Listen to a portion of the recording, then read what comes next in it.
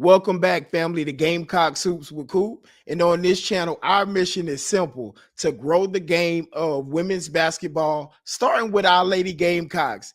Gamecock Nation, we picked up another dub last night against the Mississippi State Bulldogs, 88-45.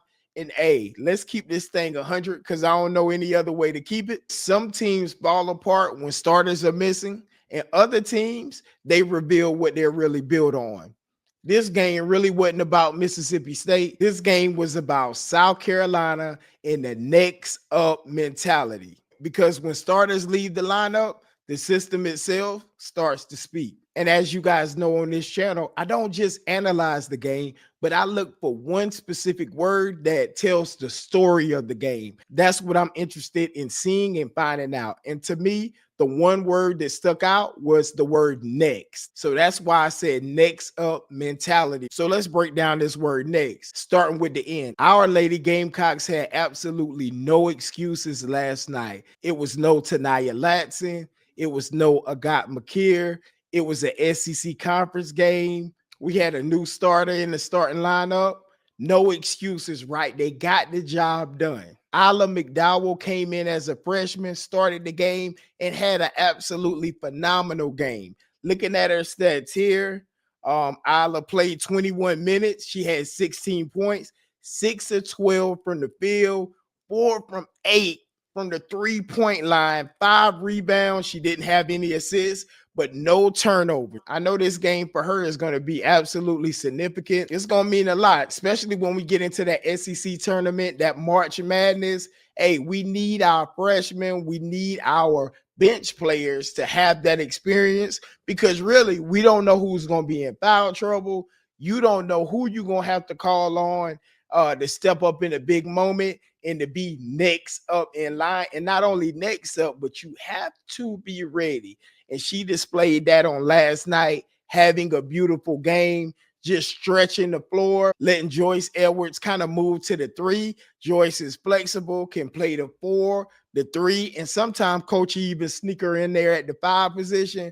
But yeah, it gives Joyce that flexibility, and McDowell can come in, play that 4 spot, rebound, and stretch the floor with that 3 ball. It makes us deadly when she can come in and give you 16 points in 29 minutes and 5 boards.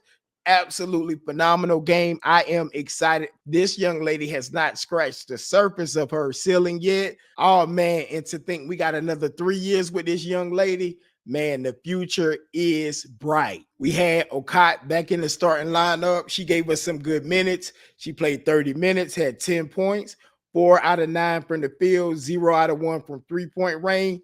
10 rebounds. So she's back. Remember in the previous videos, I was saying, hey, we need that double-double back from Okai. Guess what? This game, 10 and 10 will take it. Pretty good game from her, right? I saw that her aggressiveness, she didn't make any excuses. She could have said, oh, you know, coach, you wouldn't start me then. I'm going to come in and I'm going to pout. Her attitude is absolutely phenomenal. She's pretty much been ready ever since they moved her from the starting lineup.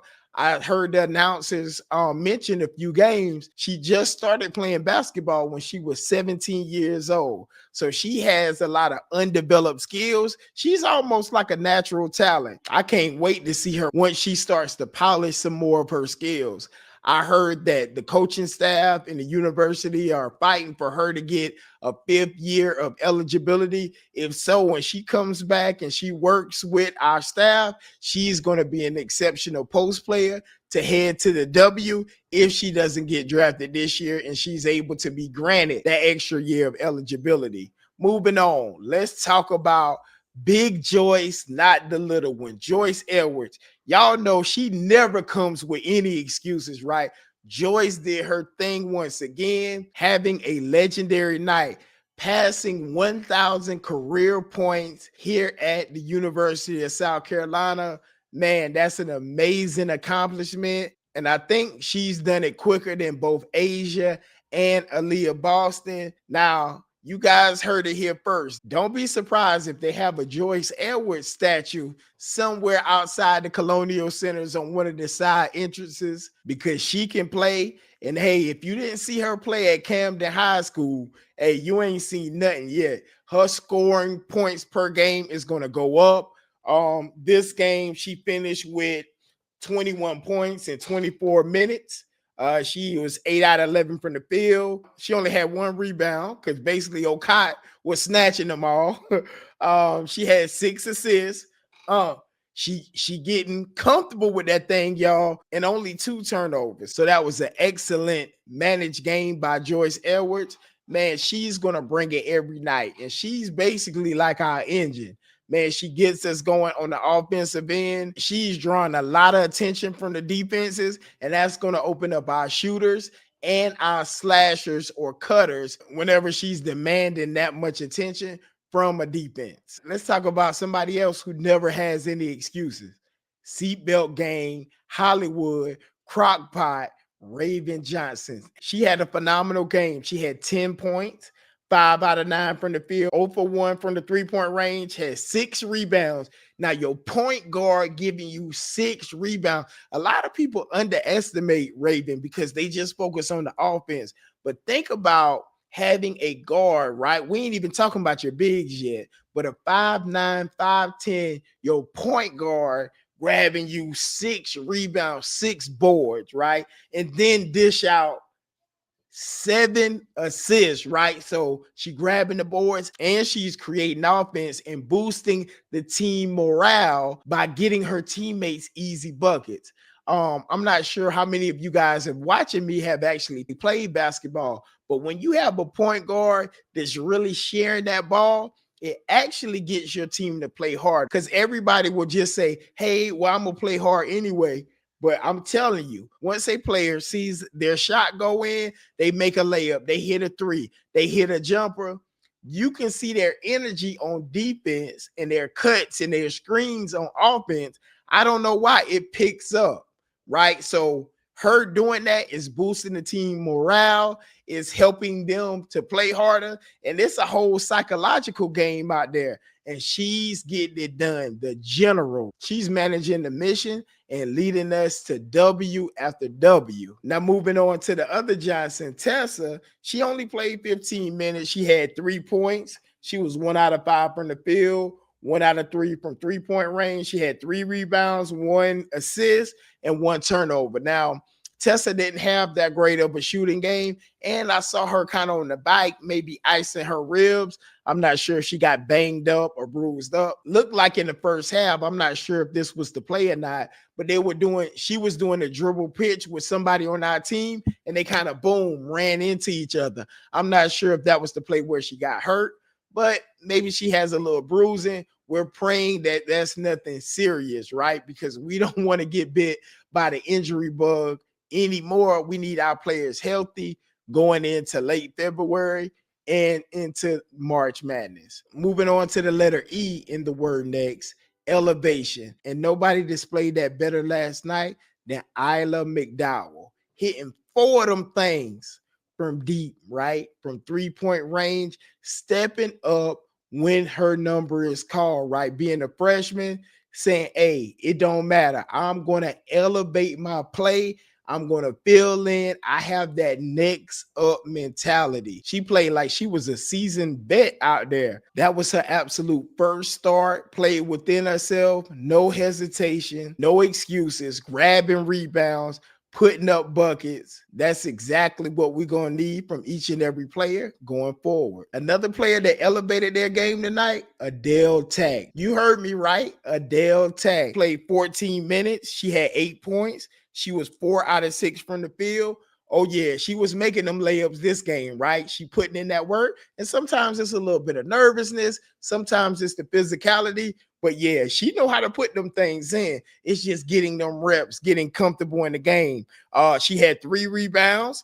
She had no assists and only 1 turnover. So, Adele, she stepped up. Right, those 8 points, even though it was a blowout, that's a good 8 points for her confidence. Another player I felt elevated was Alicia Turnerbees, right? She also added 8 points in 19 minutes, 3 of 5 from the field.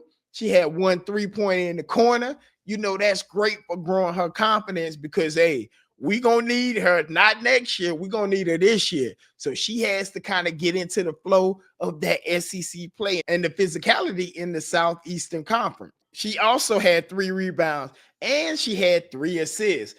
She had a beautiful dime, almost a give and go. She was a little out of position for the layup and kind of touched past that thing to tap. And hey, man, them girls, they was working. This is great for our team. Also, another player who elevated her offensive game, Maddie McDaniel. You know, I was saying on the previous videos, I wish Maddie would shoot a little bit more and be a little bit more aggressive on the offensive end.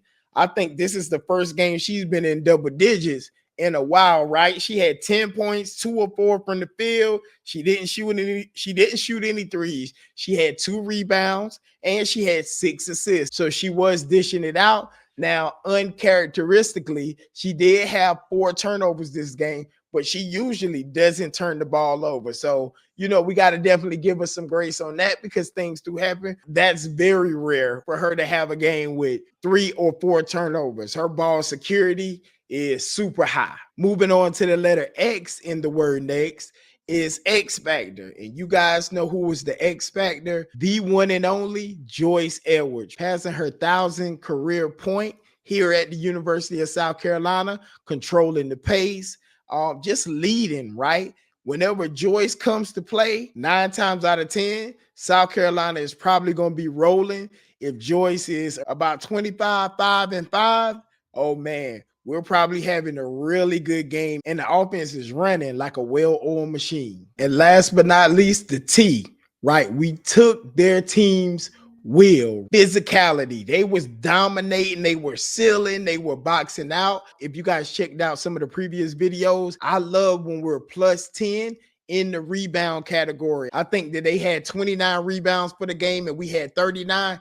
Anytime we plus 10 in the rebounding area, that's going to put us in a good position, right? We were dominating down there on the boards. We were physical and from the beginning, the way that these ladies got after it on defense, man, Mississippi State, they looked lost. They tried that zone because you remember the game before Texas A&M, they were having some success with it a little bit. So Mississippi State said, you know, I'm going to go to a little zone. Let me see what I can do. But man, we were ready for it, right? We were ready for it. They was tearing that zone up. Because remember, the previous game, Tessa was able to shoot a lot of threes to stay hot that first half. This game, Tessa didn't shoot as well. But guess who? The next up mentality. Isla McDowell, she was 4 from 8 from the 3. And we were pounding the ball in the paint and easily finishing around the rim, which really equals a nightmare for almost any team in the nation whenever we're clicking offensively this way. I could just tell from the flow of the game that they were super uncomfortable. We were forcing them into tough shots. Now, if you notice, Coach Staley, I think she's preparing for March. Coach Staley is also flirting with that 1-3-1 defense, right? You see them play a little bit of the 1-3-1. Last night, I saw them play some 2-3 defense. So she's changing these defenses because traditionally, we mostly just run man-to-man. But I wonder what game she's going to pull out these zone defenses to change the energy or the flow of the game. But if you notice the game, we'll plug in a little new wrinkle here, new wrinkle there, because that's letting me know Coach Staley and her staff has something up their sleeve when we get around to March Madness. So y'all, the word for this particular game was next. And next doesn't mean lucky. Next means ready. Next means trained. Next means trusted. And I referred to the South Carolina system earlier because Coach Staley already knows what type of system she built here at South Carolina. And we don't have to fear who's missing because we already know who's next. If you guys enjoyed this video, make sure you like, leave a comment, talk to me, I talk back. Subscribe if you're interested in growing the game of women's basketball, starting with our Lady Gamecocks. I'll see you guys in a few for the preview against Tennessee. Y'all be blessed. Go Gamecocks.